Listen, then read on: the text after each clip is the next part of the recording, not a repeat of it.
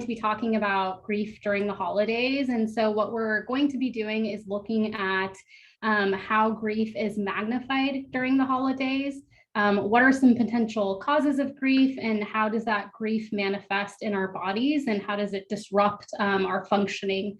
And then finally looking at how can we honor our grief, but also manage our grief at the same time. So what I have here for us is the 5 stages of grief. I think this is kind of the classic look. We've since then it's been expanded to about 7, including like it's been expanded to about 7, but I think most commonly people have seen about these 5. And so I'm going to go through those. And what this is that researchers in grief have found that there are these universal patterns in the experience of grief. So we have denial, right? That initial shock. I can't believe this is happening. Anger that is associated with grief. We have that bargaining. Please, if you do this, or if you let this person live, or if you let us just keep this, I will do all of these things, right? That bargaining part of it. Depression, that deep sadness, and then acceptance of that loss, acceptance of kind of the future without that person or that object or whatever it is. I think there's a couple things to note here about these stages of grief. And one of the things I would start with is that not everyone experiences or goes through these specific stages. And I think that's an important thing to understand, that it is okay if your experience of grief doesn't include this. That doesn't mean that you're somehow experiencing it in the wrong way, right? Grief is so complex and individualistic. It is a personal experience that it's okay if you don't feel it in this way, or that you have other things that you're experiencing. That's totally okay. And then, you know, for somebody who is experiencing some of these stages, it's also important to know that that experience of grief oscillates, right?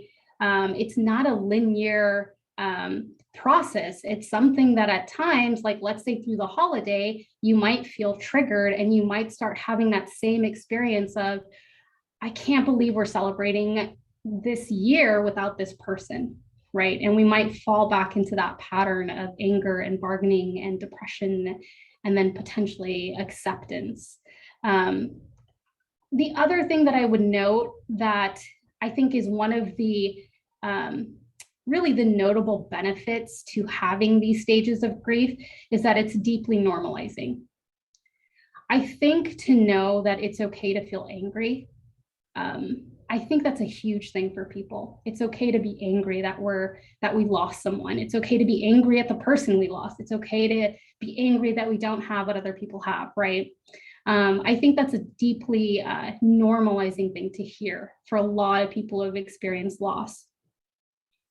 You know, again, I think that loss is something that's inevitable. I go back to, right, that there's only 2 things that are certain in life, and that's death and taxes, right?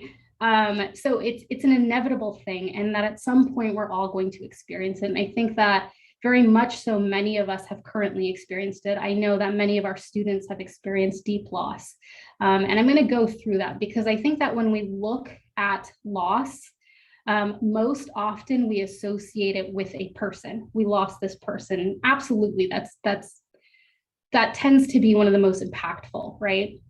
But when we look here at the potential causes, there's many different ways to experience or to look at loss, right? It could be, you know, the discrimination. It can be that. And I think that when we look at discrimination, one of those things is that it's deeply lonely.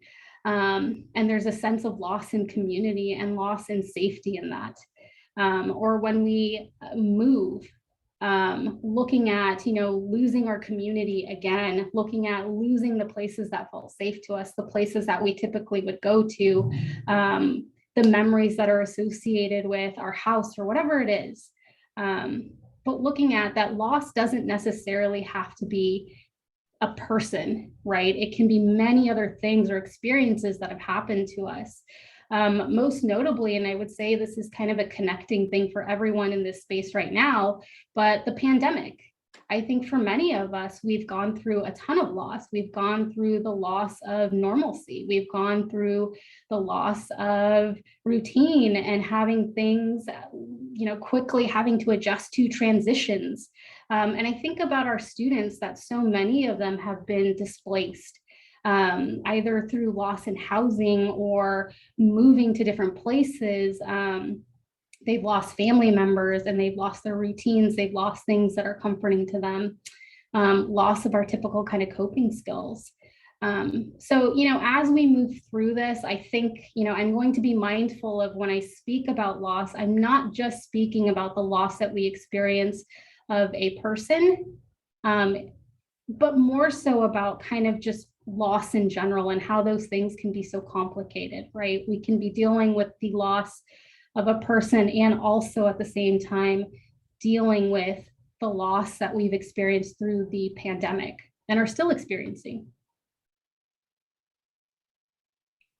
So I always want to make a connection with mental health and physical health, because these are not two separate things, right? And so my hope is that we can see more and more how mental health isn't this kind of like, intangible thing, but really it impacts our entire functioning. So I want to look at how does grief affect the brain? And what I have here is I want to say that death and loss are experienced as trauma in the body. I think that is so huge. And I have to say that I wish I had known this many years back. I lost my dad when I was about 23. And I experienced so many of these things on the side, the memory loss, the difficulty in concentrating, that brain fog, right? Super stressed out, sleep disruptions, mood changes. I got sick all the time. And I feel like there's such a comforting place for me to understand that it wasn't just that I was dealing with loss, but truly what was happening in my brain and my body was that I was experiencing that loss as trauma. And again, I hope that brings comfort to people to understand that this isn't something that is just kind of a singular thing or a singular event, but truly this affects our functioning overall. That planning and that organizing is decreased, that difficulty in concentrating. Dina, if you can go back one. And again, I think about not only, I think for many of the people in this room, but also looking at our students and thinking about how much of this is really, kind of a prerequisite for being able to sit in a classroom and learn, right? We need our memories. We need to be able to plan and organize. We need to be able to concentrate, to be focused, to be regulated, to sleep and not be sick and at home, right? We need to be present. We need all of those things to really be able to learn. You can go on to the next one. Thank you. So why does this happen? Again, going back to trauma, that grief is experienced as trauma. And so we have that overactivation of that stress response, okay? But the other part of it is that our brain is trying to recover. Our brain is trying to shut down some of those areas, some of those memories that might be too painful to kind of grasp at that time. And so we kind of have these competing factors. One of let's fight, let's get out of here, right? That stress response. Also competing with this, like, let's shut down, let's stop, right? All of those things happening at once, and that's very chaotic. So when we look at like our parasympathetic nervous system, that's typically our kind of rest system, that becomes disrupted. And what we have instead is that our stress response becomes overactivated. Our prefrontal cortex, that's where that planning is, that organization, that shuts down, that retreats. Our limbic system, that is where we house behavior and emotions and really that survival fight flight response, right? That's our amygdalas in there. That becomes overactivated. That is so taxing and exhausting on the body when you think about that. And the thing about grief is that it can last for a very long time and it can ebb and flow, right? We can go through that as a wave. So keeping those things in mind that, again, this isn't something that is a singular event. It's something that can come and go, and really being mindful that as we go into the holidays, how can we really look at our grief and manage our grief? So why does grief intensify during the holidays? And I want to note that like actually a lot of things intensify during the holidays, a lot of like mental health concerns. So looking at like depression, depression tends to go up, anxiety tends to go up. So part of it is that our grief in general is magnified. So much of the holiday is about tradition and renewal. And both of those concepts really challenge our grief, right? One is that person or that object or that thing may have been a part of your traditions. And so really looking at how do I move on without this person who set these traditions? And the other part of that is really about renewal, right? How do I go on? How do I make new memories without that person, without that place, without that object? So I think those are really competing factors that really challenge the grief that we're experiencing. The other part is challenging our expectations, right? The expectation is, man, we're supposed to feel so joyful and so happy and so excited.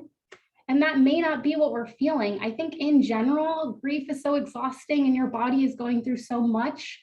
And then having to add on feeling really excited and pretending, that is even more exhausting. That's even more taxing.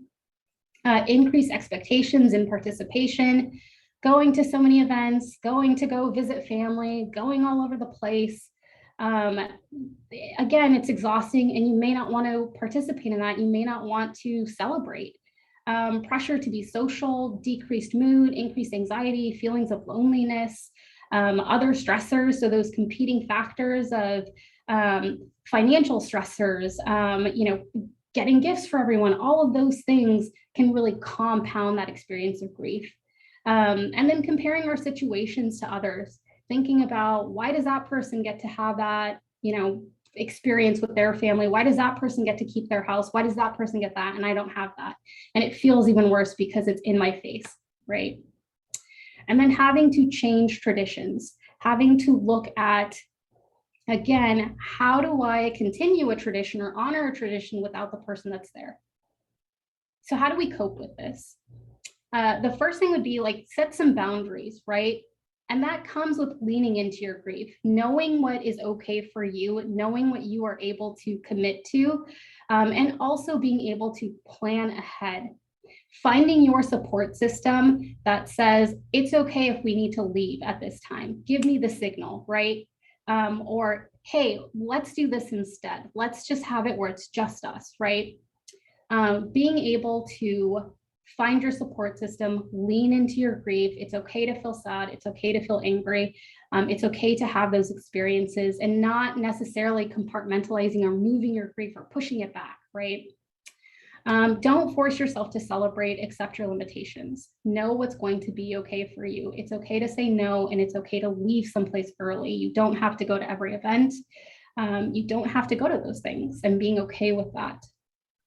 To not personalize, again, kind of going back to that loss is so personal to you, and other people are going to experience their own joys or whatever it is, and not comparing that to what's going on for you at that moment. Accept changes to traditions and being able to make new traditions. And then I think most importantly would be to rest and be patient with yourself. I think it's good to know that grief can change and that there can be, as we grow and move forward, our grief can grow and change, and being okay and patient with what that can look like. And then finally, I wanted to go over some activities on how to honor our grief and loss. I want to start with this quote, and it is, the art of life is not controlling what happens to us, but using what happens to us. And I absolutely agree that it's not about pushing something away, but it's about saying, how does this change kind of my outcome, or how can I make meaning of this? I will probably forever push journaling, by the way, but I think it's a really important skill. And so looking at journaling, so taking that information that is in our head, those feelings that are in our head, and being able to externalize those and put those down on paper is a really important skill. I think it's more of a personal skill, not that you can't use that in a group, but I think that for an individual, this is something that I would highly recommend. The other is a memory box. This is something that can be done with a family or with kids and the family of let's go ahead and put things that are really important to us from our old house. Let's go ahead and put things that were really memorable to us from grandmother or whatever. And putting those into a memory box and even setting up the tradition of let's look at these together. The last one that I have is the favorite memories. You can see it's little thought bubbles. And so what you can do there is you can associate what are some of your favorite memories with that person. I think an important thing to add there is emotions that are connected to that, because so much of our emotions are embedded in our memories and those can change. And so looking at it's okay to have these different experiences and these different emotions related to that loss. Thank you everyone for your time. And I hope everyone has a peaceful holiday. Be patient with yourself.